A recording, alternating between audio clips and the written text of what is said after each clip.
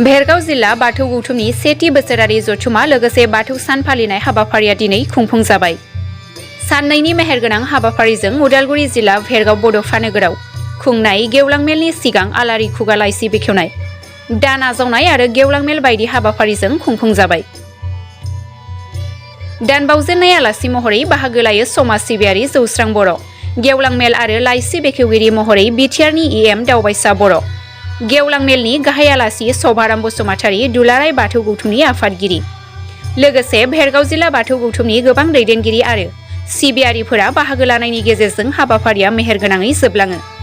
बे समाव दान बावजेनगिरि समाज सिबियारि जौस्रां बर'नि बिबुंथि। गौथुमनि जिथु सेथि बोसोरारि जथुमा बहाय दान बावजेनगिरि हिसाबै नोंथाङा बाहागो लाबाय, मा बुंनो गोसो? थारैनो गोजोननाय मोन्दों। भेरगाव साब डिभिजनखौ लानानै जि मोनसे बाथौ गौथुमारि जिल्ला बानायनानै बिथांमोना सेथि बोसोरनि थाखाय सेथि बोसोरारि जथुमा खुंदों आरो बे सेथि बोसोरारि बोसोरारि जथुमा खुंनायावनो आंखौ दान बावजेननाय, जिहेतु बाथौआरि बाथौ आफादारिफ्राव बायदिसिना हाबाफारियावनो दान बावजेननाय बा दान बावनाय हाबाफारिखौ लादों। बे खोब मोजां मोनसे थांखि आरो बिनिनो बे सेथि जथुमानि हाबाफारि हिसाबै बिथांमोना जि दान बावनाय बेखौ बावजेनगिरि हिसाबै आंखौ लिंबाय आरो दान बावजेननो मोननानै आं गोसो गोरबोनिफ्राय गोजोननाय मोन्दों आरो गोसो गोरबोनिफ्रायनो आं बिथां बिबानगिरि जिल्लानि लोगोसे बानजाय आफादनि बिबानगिरि बिथांमोनखौ रोजा रोजा साबायखर बावदों। दान आरो बाथौ सिबियारि बेनि गेजेराव माबायदि जानांगौ? माने दान आरो बाथौ सिबियारि जेबो बिदि माबा नङा, बियो मोनसे आलादा मोनसे आयदा नङा, माने बे मोनसे एंगारनो हायि मोनसे लाफानाय माने मा होनगोन बेखौ आइजें होनना बुंबाबो गोरोन्थि नङा। मानो होनब्ला बाथौ सिबिनो थांनायावनो जोंहा फुवारनाय फेहेरनाय बयबो बुङो, खिन्थु फुवारनो फेहेरनो बोरैहाय? नोंहा जुदि रांखान्थि गैयाब्ला रांखान्थिया बोरै फैगोन?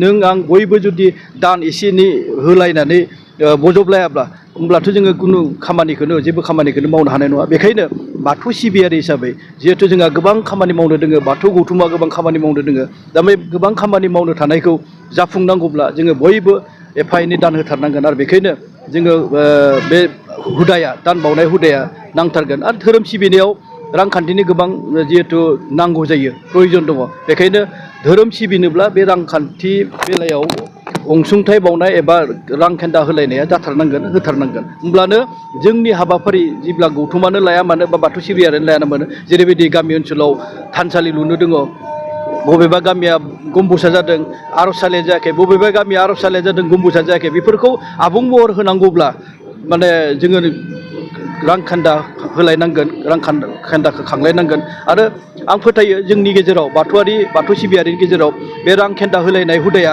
आगोलनिफ्रायनो दङ। मानो होनब्ला बिथांमोना एसे एसे खांनानै मन्दिर बनायदों, थानसालि बनायदों, बे हुदाया सोलिबाय थादों। अब्लाबो आरोबाव एसे माने गोग्गोमै होनानै जाहाथे गौथुमारि हाबाफारियावबो जाहाथे माने आवगायलांनो हानाय बायदियै होलायो, बेखौनो आं बयखौबो बे हाबाफारिनि गेजेरजों खावलायनो मोननानै गोजोननाय मोन्दों। दा बे समाव नुनो मोन्दों जिहेतु उदालगुरि जिल्लाजों भेरगावआबो दंफायोमोन हिसाबै बावैसो बिथांमोना गावस्रानानै बियो मोनसे गौथुमारि बाथ्रा, बेखौ गौथुम आफादारि बाथ्रा। जिहेतु सानसे समाव उदालगुरि जिल्लायाव दङमोन, खिन्थु उदालगुरि जिल्लायाव मोननै साब डिभिजन थानाय हिसाबै भेरगावआ एसे आलादायै माने गावस्रानाय नङा, बियो आलादायै दाना लादों बिथांमोनहा भेरगाव जिल्ला हिसाबै। आरो बियो जिहेतु सानसे समावबाबो नांखागोन, मानसि बांबाय, गामि बांबाय, बे हिसाबै प्रयजनबो दङ। बियो बिथांमोननि बाथ्रा, बेयाव जोङो गोबां बुंनांगौनि आं माबाखौ नुहुराखै।